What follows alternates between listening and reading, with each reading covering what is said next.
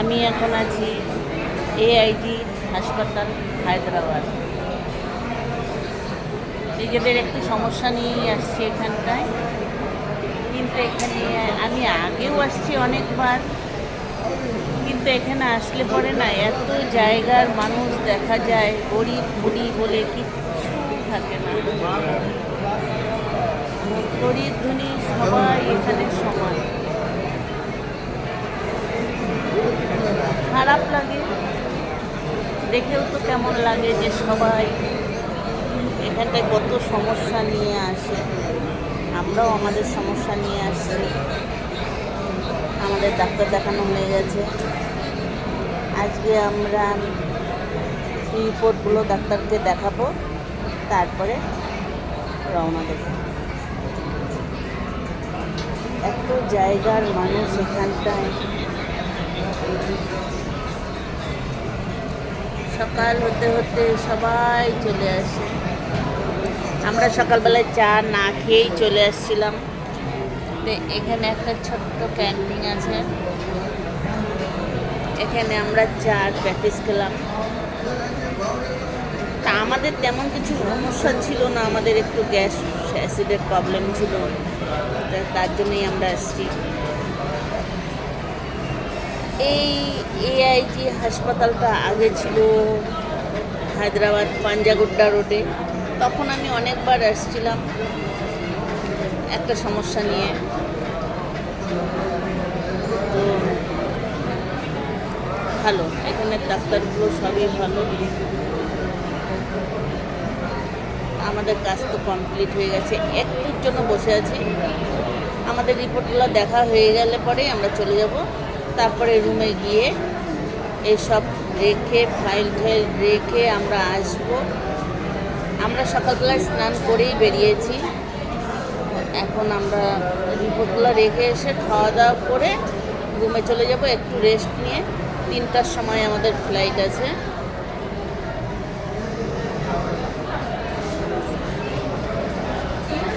হায়দ্রাবাদ জায়গাটা খুব ভালো, আমার মোটামুটি সব ঘোরা এখানকার। এবার আর কিছু ভুললাম না। এক জিনিস কতবার দেখব, সবই ঘুরছি। তো সবাইকে গুড মর্নিং, ভালো থেকো, সুস্থ থেকো, সাবধানে থেকো। চেষ্টা করো এসব জায়গায় ঘুরতে আসো, ডাক্তার দেখাতে না, তাই কি না? এসব জায়গায় তো ঘোরার জিনিস অনেক, ঠিক মতন ঘুরতে পারলে অনেক ঘোরার জিনিস। আমি অনেক এখানের মোটামুটি সব জায়গায় আমি ঘোরার যেসব জায়গাগুলো আছে আমি সবটাই ঘুরেছি। এবার আর ঘোরার বিন্দুমাত্র ইচ্ছা নেই, কেননা এক জিনিস এতবার দেখেছি, যেহেতু আমার হায়দ্রাবাদ অনেকবার আসা হয়েছে। তো এবার আমি আর আমার হাজব্যান্ড দুজনে মিলেই এসেছি।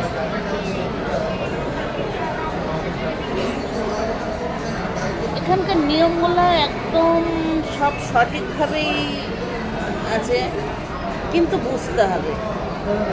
যারা বুঝতে পারবে তারা অনায়াসে কাজটা কমপ্লিট করে যেতে পারবে, আর যাদের বুঝতে অসুবিধা হবে তাদের একটু সময় লেগে যাবে।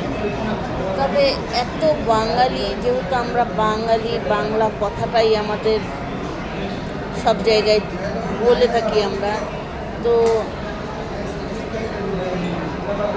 এখন এখানে আসলে পরে অসুবিধা হয় না। যেমন বাংলা কথা সবাই বোঝে, বাংলার খাবার যেটা আমরা এখানের খাবার খেতে পারি না, বাংলার খাবার, আমাদের বাঙালি খাবার এখানে এখন অ্যাভেলেবেল।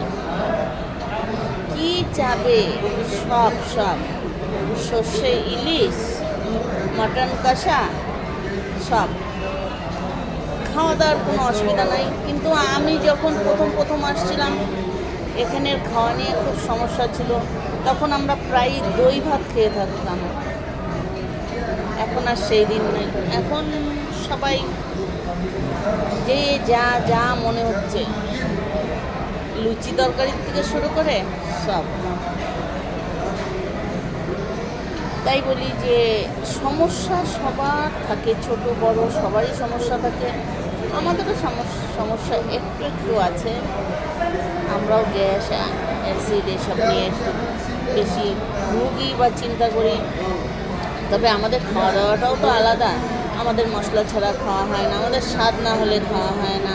আমাদের বাইরে বাজারে গেলে কোন ইলিশ মাছটা বড় আছে, কোন বোয়াল মাছটা বড় আছে, কোন আর মাছটা বড় আছে, আমরা সেটা দেখি আর সেটাই আমাদের বাড়িতে আসে। এরকমই তো আমরা বাঙালিরা, না? তো আমাদের স্বাদটা যেমন আলাদা, আমাদের অসুবিধাও তো সেমনই হবে। কিন্তু এখানে আসার পরে আমি দেখলাম হায়দ্রাবাদের মানুষের কিন্তু তেমন কোনো অসুস্থতা দেখা যায় না। যা আসে সব ছোটোখাটো দেখছি, বাচ্চা কোলে নিয়ে এমনি, মানে সাধারণ। আর আমাদের দিক থেকে যারা আসে হেভি জিনিস নিয়ে আসে, সেজে গুজে চটপট করে সানগ্লাস পরে একটা পুরো আসবে, তাদের ভেতরে একটা না একটা বিশাল বড় প্রবলেম থাকে। আমরা ভাবি খাবো কম, একটু ছোটো মাছ খাবো, একটু হালকা পাতলা খাবো, একটু তেল মশলা কম খাবো, কিন্তু আমাদের হয়ে ওঠে না। যখনই নাকি আমরা একটু রান্না করতে যাই, তখনই আমাদের একটু লঙ্কা বেশি লাগে, একটু তেল বেশি লাগে, জিরা বেশি লাগে। এই তো হচ্ছে আমাদের সমস্যা। স্বাদ না হলে যে আমাদের মুখটা হচ্ছে না। আর কি বলবো, সকাল সকাল আমরা ফাইল জমা দিয়ে দিয়েছি, এখন ডাক্তারবাবু দেখবেন। ভালো থাকো সবাই। এটা এই যে আমার মহারাজটা কোথায়?